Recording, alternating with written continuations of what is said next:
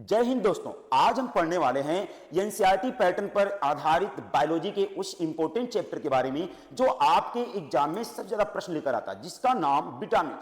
और ये विटामिन हम एनसीईआरटी की कक्षा 9, 10, 11 और 12 की बुक पर आधारित सभी प्रकार के क्वेश्चन को डिस्कस करते चलेंगे, क्योंकि आज आपको पता है कि आज का जो समय है वह पूरी तरह से एनसीईआरटी पैटर्न पर आधारित एग्जाम का पैटर्न। तो चलिए शुरू करते हैं। विटामिन क्या होता है, विटामिन कौन सा संश्लेषित विटामिन है, कौन सी विटामिन का निर्माण हमारे शरीर में नहीं होता है, कौन सी विटामिन संवेदी विटामिन के रूप में जानी जाती है, उसे संवेदी विटामिन क्यों कहा जाता है, विटामिन के जनक कौन है, विटामिन को सबसे पहले अज्ञात तत्व के रूप में किसने खोजा था, इसके बारे में डिस्कस करेंगे। तो आइए पहले यह समझते हैं विटामिन क्या होती है, यह हमारे शरीर को किस प्रकार प्रोटेक्ट करती है या किस प्रकार से हमें बेनिफिट पहुंचाती है। तो बने रहिएगा शुरू से लास्ट तक मेरे प्यारे बच्चे। तो आइए देखते हैं विटामिन। यहां पे सबसे पहले मैंने डायग्राम को सेट कर रखा है। विटामिन क्या होती है इसके बारे में अगर थॉट आता है तो एनसीईआरटी कहती है कि ये कार्बनिक एवं सूक्ष्म पोषक तत्व है। यह एक कार्बनिक एवं सूक्ष्म पोषक तत्व है जो जैविक क्रियाओं को चलाने में मदद करता है। विटामिन यहीं पर अगर बात करें विटामिन क्या ऊर्जा देती है, विटामिन से देखेंगे, यहां पे हम लिखेंगे हमें विटामिन से किसी प्रकार की ऊर्जा प्राप्त नहीं होती है। ये दिमाग में बैठा लीजिएगा, ये सवाल कई बार पूछा जा चुका है। ऊर्जा प्राप्त नहीं होती है, ये दिमाग में बैठा, ये साथ में नोट्स बनाते चलिए मेरे प्यारे बच्चे। दूसरा, ये हमारे शरीर की प्रतिरोधक क्षमता को बढ़ाती है, ये शरीर के विकास के लिए अति महत्वपूर्ण होती है। और इसे हम कहते हैं ये हमारे शरीर की टूट फूट की मरम्मत करती है, शरीर की टूट फूट की मरम्मत करती है। कौन मरम्मत करती है मेरे प्यारे बच्चे, तो कहेंगे विटामिन। क्या आपको ये बातें समझ में आई इतनी? हमारे शरीर की टूट फूट की मरम्मत विटामिन करती है, ये आप दिमाग में बैठा लीजिए। अब हम विटामिन की बात करने जा रहे हैं तो सवाल आपके दिमाग में आएगा वह कौन वैज्ञानिक थे जिन्होंने सबसे पहले विटामिन को एक अज्ञात तत्व कहा था और इसके जनक कौन है और विटामिन के सिद्धांत किसने दिए थे। तो यहां पे अगर हम बात करें विटामिन एक अज्ञात तत्व है, ये सवाल आपके आरआरबी में पूछा गया था। तो किसने कहा था? येल लूनिन ने सबसे पहले ये बताया था कि जो हम संतुलित आहार करते हैं उसमें सूक्ष्म रूप से कोई और भी पोषक तत्व पाया जाता है, लेकिन वह ये डिसाइड नहीं कर पाए कि वह विटामिन होती है। इसलिए कहा जाता है हमारे आहार में जो सबसे कम अवस्था में या सबसे सूक्ष्म रूप में पाया जाता है वह विटामिन होता है। लेकिन उन्होंने ना खोज पाने के कारण, इसकी विशेषता ना बताने के कारण उन्होंने कहा था यह एक प्रकार के आहार का अज्ञात तत्व है। किसने कहा था? एल लूनिन ने। इसके जनक जो कहे जाते हैं ये कहा जाता है काश्मीरी पंख को। काश्मीरी पंख को आप सी पंख लिखा हुआ मिलता है, काश्मीरी पंख को कहा जाता है।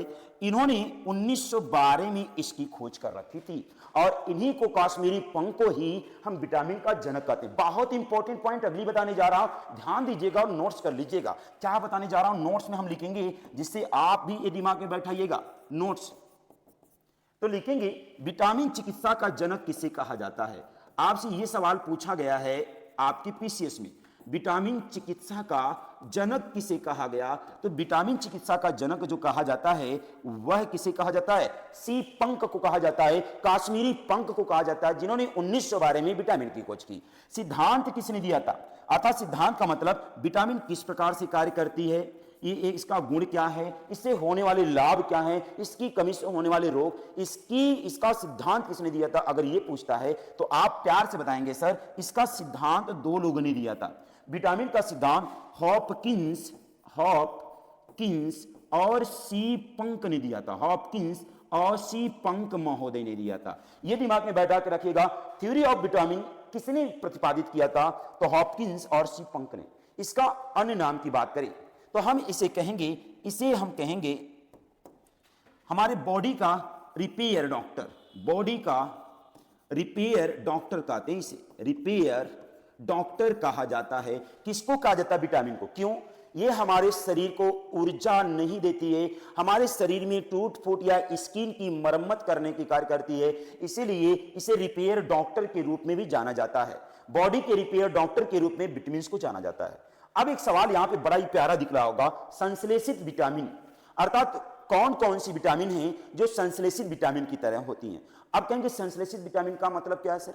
संश्लेषित विटामिन उन्हें हम कहेंगे जिन्हें हम भोजन के साथ ग्रहण नहीं करते हैं, अर्थात वे विटामिन जो प्राकृतिक रूप में उपलब्ध नहीं होती हैं उन्हें हम संश्लेषित विटामिन कहते हैं। जैसे अगर हम बात करें तो दो विटामिन यहां पे संश्लेषित है। कितनी विटामिन? 2 विटामिन संश्लेषित विटामिन है। पहली कौन है मेरे प्यारे बच्चे? तो पहली संश्लेषित विटामिन की बात करें ये डी होती है और दूसरी के होती है। ये दिमाग में बैठा कर रखिएगा, बहुत जबरदस्त सवाल है। ये डी हम भोजन के साथ इसको ग्रहण नहीं करते हैं और ना ही के विटामिन को भोजन के साथ ग्रहण करते हैं। विटामिन डी जो होती है ये सूर्य के प्रकाश की उपस्थिति में हमारे त्वचा के द्वारा इसका निर्माण किया जाता है, इस कारण से इसे हम संश्लेषित विटामिन कहते हैं। वहीं ठीक अगर हम बात करें विटामिन के की, तो विटामिन के का निर्माण हमारे यकृत के कोलन के पार्ट में होता है। इसको हम भोजन के साथ ग्रहण नहीं करते हैं, इसलिए इन दोनों विटामिन को संश्लेषित विटामिन कहा जाता है। दूसरी तरह से हम कह सकते हैं वे विटामिन जिसका निर्माण हमारे बॉडी के रिएक्शन के द्वारा होता है उन्हें संश्लेषित विटामिन कहते हैं। जैसे हमारे यहाँ पे अल्ट्रावायलेट किरण या सूर्य का प्रकाश जब पड़ता है तो हमारी इसकी रिएक्शन करके अभिक्रिया करके सूर्य के प्रकाश के साथ विटामिन डी बनाती है, वैसे कोलन के द्वारा के बनाया जाता है। अब एक सवाल है वह कौन कौन सी विटामिन जो गर्म करने पर नष्ट हो जाती है? तो मैं आपको बताऊं, गर्म करने पर एक ही विटामिन जो नष्ट हो जाती है जिसे कहते हैं विटामिन सी। यदि विटामिन सी को आपने गर्म कर दिया तो ये विटामिन क्या हो जाती है? नष्ट हो जाती है। अब एक पॉइंट है कि सर विटामिन सी को गर्म करने पर नष्ट हो जाती है, इसलिए विटामिन सी को हम संवेदी विटामिन कहते हैं, संवेदी विटामिन कहते हैं। अब संवेदी विटामिन हम किसे कहेंगे? सी को कहेंगे। जैसे ही गर्म करके नष्ट हो जाती है। अब हम पढ़ने वाले विटामिन के प्रकार, चलेगा? सभी लोग ध्यान दीजिएगा। विटामिन के प्रकार, विटामिन देखेंगे उस तरह से देखेंगे मुख्य रूप से 6 प्रकार की होती है। विटामिन 6 प्रकार की होती है मेरे प्यारे बच्चे। कौन कौन सी? हम घुलनशीलता के आधार पे अगर बात करेंगे तो देखेंगे एक वह विटामिन जो जल में घुलनशील होगी, एक वह विटामिन जो वसा में घुलनशील होगी। जल में घुलनशील विटामिन 2 है, वसा में घुलनशील विटामिन 4 है। अब इसे याद कैसे रखेंगे? जल में घुलनशील विटामिन को बी और सी कहते हैं, तो यहां पे याद रखिएगा बी और सी से भैंस रखिएगा। गैल भैंसिया पानी में, गैल भैंसिया पानी में। विटामिन बी और विटामिन सी जो है मेरे भाई ये जल में घुलनशील है। इसके अतिरिक्त जितनी भी विटामिन पाई गई ये डी ई के अर्थात जिसे हम कीड़ा ट्रिक करके याद करते हैं, ये विटामिन जो है मेरे प्यारे बच्चे ये वसा में घुलनशील विटामिन के रूप में जानी जाती है। तो हम इसे याद करते हैं कीड़ा वसा में घुलता है और भैंस कहां जाती है? जल में जाती है। गैल भैंसिया पानी में। एक दिमाग में बैठा के रखिएगा। अब आइएगा आप एक बेहतरीन ट्रिक बताने वाले हैं, आज के बाद आपसे गलती नहीं होगी इसके वैज्ञानिक नाम की। इधर विटामिन लिखा हुआ है, इधर रासायनिक नाम, उनकी कमी से होने वाले रोग को देखेंगे। हम देखेंगे विटामिन 6 है A B C D E के। सवाल यहां से ये इंपॉर्टेंट बनता है इनके वैज्ञानिक नाम क्या है। तो वैज्ञानिक नाम को बेहतर तरीके से याद करने के लिए और हमेशा दिमाग में फिट करने के लिए एक ट्रिक देता हूं, और भी ब्रह्मास्त्र वाली ट्रिक देता हूं भाई, गजब की ट्रिक एकदम याद रहेगी। ट्रिक क्या रहेगी? रथ पर एक टापी है। पहले का लिखिएगा मेरे साथ, आप बोल दिएगा, यहां पे लिखिएगा रथ पर एक कै। याद रखना मेरे प्यारे बच्चे, एक कै टॉफी है, एक कै टॉफी है। ट्रिक मैं इधर अभी मेंशन कर दूंगा, अभी मैं आपको कम समय में ज्यादा पढ़ाने का प्रयास कर रहा हूं। यहां से कहेंगे र से क्या होगा? रेटिनाल होगा। र से रेटिनाल होता है, ये विटामिन ए का वैज्ञानिक नाम है। था से क्या होगा सर? था से थायमीन होगा, ये भी दिमाग में बैठा है। ए से क्या है? एस्कॉर्बिक अम्ल है, एस्कॉर्बिक एसिड इसी को कहा जाता है। एस्कॉर्बिक एसिड ऐसे होता है, ये विटामिन सी का वैज्ञानिक नाम है। विटामिन डी को कैल्सीफेरॉल कहा जाता है, कैल्सीफेरॉल कहा जाता है मेरे प्यारे बच्चे, ये भी दिमाग में आप बैठा लीजिएगा। और टी से टोकोफेरॉल होता है, टी से टोकोफेरॉल होता है। और फी से फ्लीक्विनोन होता है, फ्लीक्विनोन होता है। अगर आप इस बात को बेहतर तरीके से समझते हैं तो आपका एग्जाम में 1 नंबर पक्का हो जाएगा। अब आता है इन विटामिन की कमी से होने वाले महत्वपूर्ण रोग। इन विटामिन की कमी से होने वाले महत्वपूर्ण रोग, तो विटामिन ए की कमी से अगर आपसे रोग पूछा जाता है तो आप प्यार से बोलेंगे सर इसकी कमी से जो होता है रिकेट्स नाम का रोग होता है, रिकेट्स नाम का रोग होता है।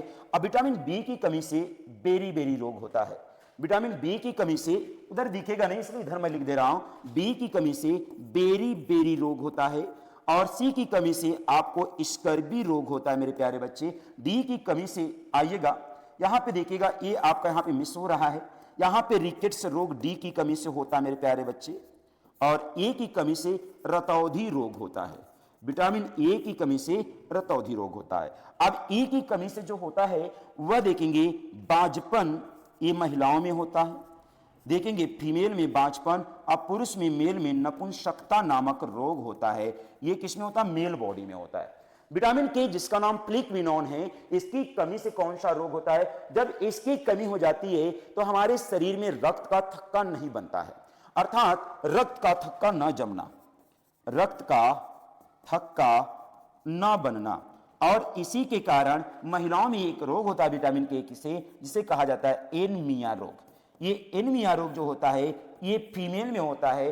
अगर आपके शरीर में विटामिन के की कमी है, आपका एक्सीडेंट होता है सपोज दैट, तो आपका ब्लड जो स्रावित होगा वो रुकेगा ही नहीं, और इससे अत्यधिक ब्लड स्रावित होने के कारण आपकी मृत्यु हो सकती है। और अगर और बेहतरीन तरीके से चीजें आपको समझनी है तो इसके बाद की जस्ट आप क्लास देखिएगा विटामिन ए। विटामिन ए को ही डिटेल में पढ़ाएंगे, और इतने डिटेल में पढ़ाएंगे कि जैसे आपसे सवाल पूछा जाता है कैरेटोमलेशिया रोग क्या है, रतौंधी रोग क्या है, और जीरोपैथेलेमिया रोग क्या है, वह कौन सी विटामिन होती है जो हमारी श्वास नली और पाचन नली को नम बना के रखती है, अर्थात उसे शुष्क नहीं होने देती है, वह कौन सी विटामिन है जो हमारी शरीर की वृद्धि के लिए अति आवश्यक है, वह कौन सी विटामिन है जिसकी कमी के कारण हम रंग विभेद नहीं कर पाते हैं। अगर इस क्लास को बेहतरीन तरीके से समझना विटामिन के, तो यह सारे के सारे प्रश्न मिलेंगे विटामिन ए में, और ये एनसीईआरटी पैटर्न पर पूरी क्लास आधारित होने वाली है।